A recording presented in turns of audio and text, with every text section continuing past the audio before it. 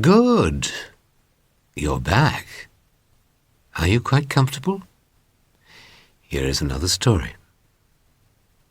When I was a medical student, I came across one or two very curious human beings. But there was one fellow I remember particularly, for he caused me the most vivid, and I think the most uncomfortable emotions I've ever known. For many months I knew Smith only by name, as the occupant of the floor above me. How he knew that I, a medical student, was interested in the study of languages was something I could never explain. But one day, quite unannounced, he came quietly into my room in the evening and asked me point-blank if I knew enough Hebrew to help him in the pronunciation of certain words.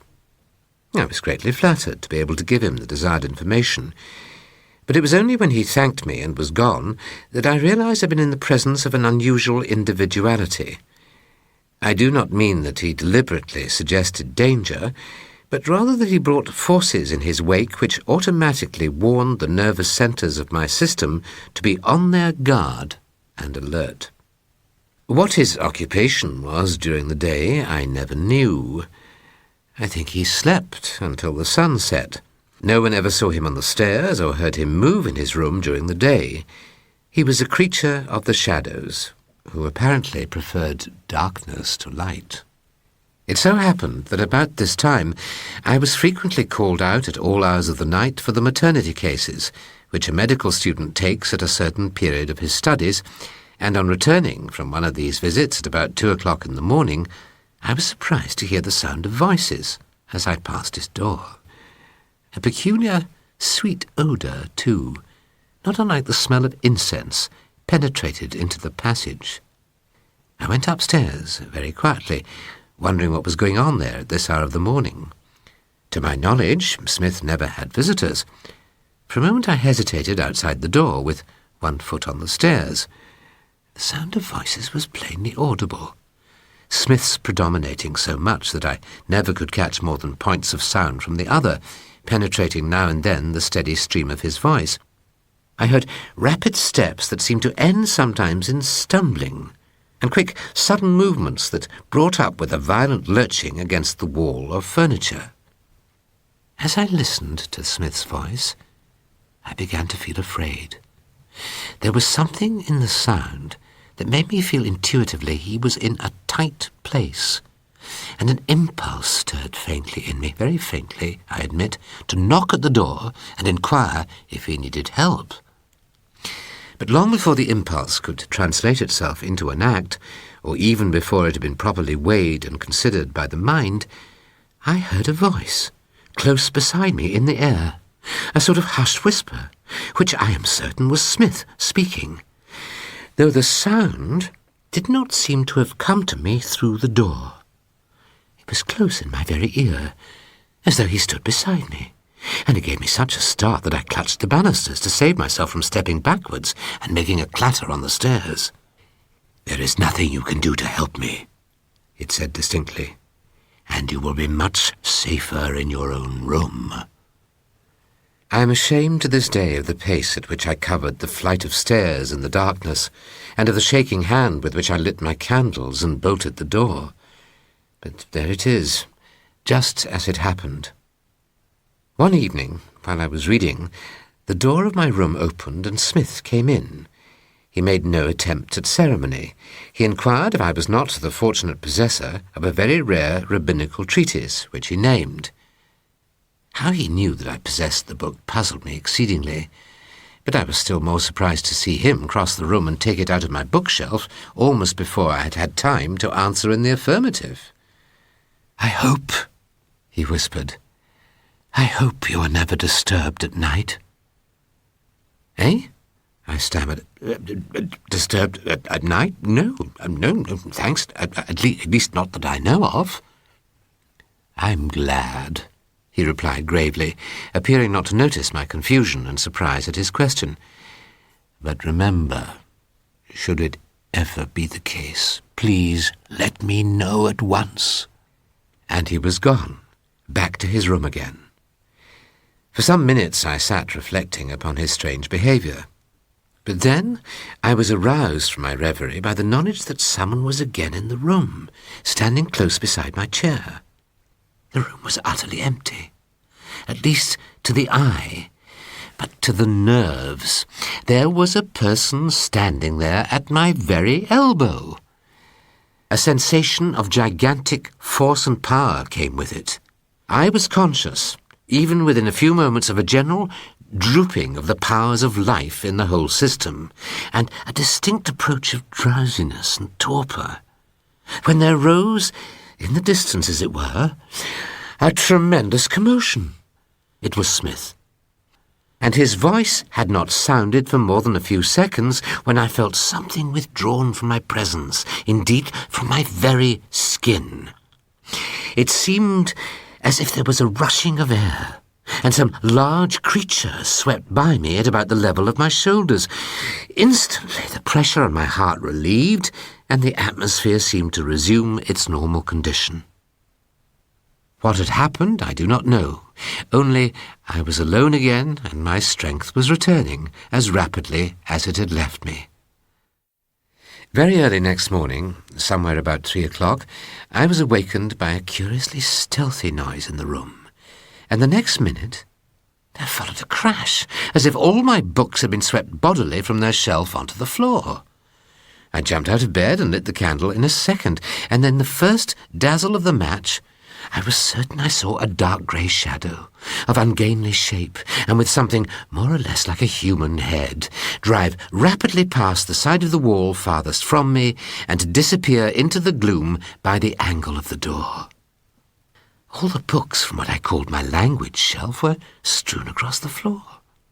As I replaced them on the shelf and noted that not one was missing, I busied myself mentally with the sore problem of how the agent of this little practical joke had gained access to my room and then escaped again, for my door was locked and bolted. A knock at the door interrupted my reflections, and I gave a start. "Let me in," came in Smith's voice.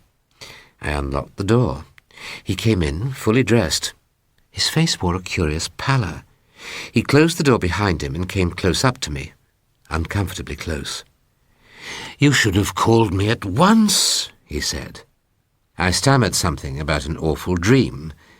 The man fascinated me, horribly for some reason. Why in the devil's name was he up and dressed at 3 in the morning? "It's your amazing vitality that causes you this annoyance," he said. "That's the real attraction," he went on. "But if this continues, one of us will have to leave, you know." I positively could not find a word to say in reply. Then he was gone in a second, and I'd closed and locked the door behind him. A week or two later, I was coming home between 2 and 3 in the morning from a maternity case, certain features of which for the time being had very much taken possession of my mind. I'd already reached my own landing when I gave a violent start. I realized a voice had sounded close beside me in the air. "Help! Help!" It was accompanied by what I can only describe as a vivid, tactile hallucination. I was touched.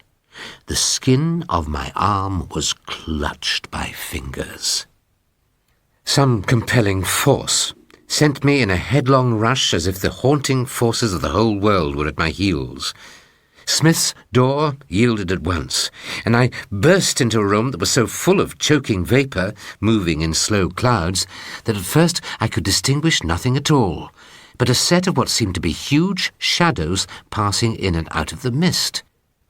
The carpet was rolled back and piled in a heap in the corner, and upon the white boards of the floor I noticed a large circle, drawn in black, of some material that emitted a faint glowing light and was apparently smoking.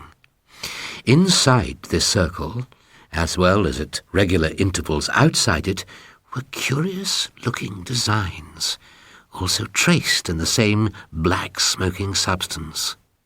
These, too, seemed to emit a feeble light of their own.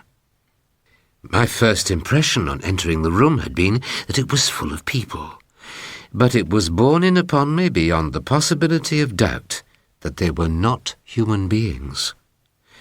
Their proximity conveyed to my mind something that was quite terrible and overwhelming. I fell into a violent trembling. Then my eyes fell upon Smith. He was couching against the wall on my right, and it was plain he was in extremities.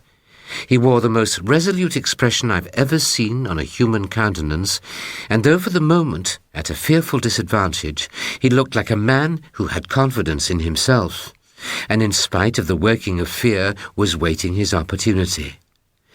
"Help me back, quick, into that circle," I heard him half cry, half whisper. Knowing nothing of the forces I was dealing with, I had no idea of the deadly perils risked, and I sprang forward and caught him by the arms. He threw all his weight in my direction, and by our combined efforts his body left the wall and lurched across the floor towards the circle. Instantly, there descended upon us, out of the empty air of that smoke-laden room, a force which I can only compare to the pushing, driving power of a great wind, pent up within a narrow space. It was almost explosive in its effect, and it seemed to operate upon all parts of my body equally. It fell upon us with a rushing noise that filled my ears and made me think for a moment the very walls and roof of the building had been torn asunder. Under its first blow, we staggered back against the wall, and I understood plainly that its purpose was to prevent us getting back into the circle in the middle of the floor. Pouring with perspiration, and breathless, with every muscle strained to the very utmost, we at length managed to get to the edge of the circle, and at this moment, so great was the opposing force that I felt myself actually torn from Smith's arms, lifted from my feet, and twirled round in the direction of the windows as if the wheel of some great machine had caught my clothes and was tearing me to destruction in its revolution. But even as I fell, bruised and breathless against the wall, I saw Smith firmly upon his feet in the circle and slowly rising again to an upright position.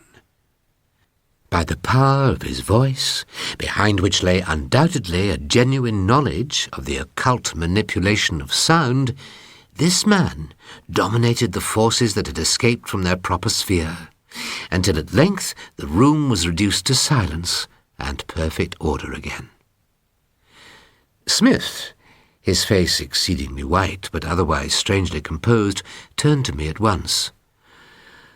"God, if you hadn't come, you deflected the stream, broke it up," he whispered. "You saved me." I quite forget how I got back to my own room, only know that I lay with 2 lighted candles for the rest of the night, and the first thing I did in the morning was to let the landlady know I was leaving her house at the end of the week. Smith still has my rabbinical treatise. At least, he did not return it to me at the time, and I have never seen him since to ask for it.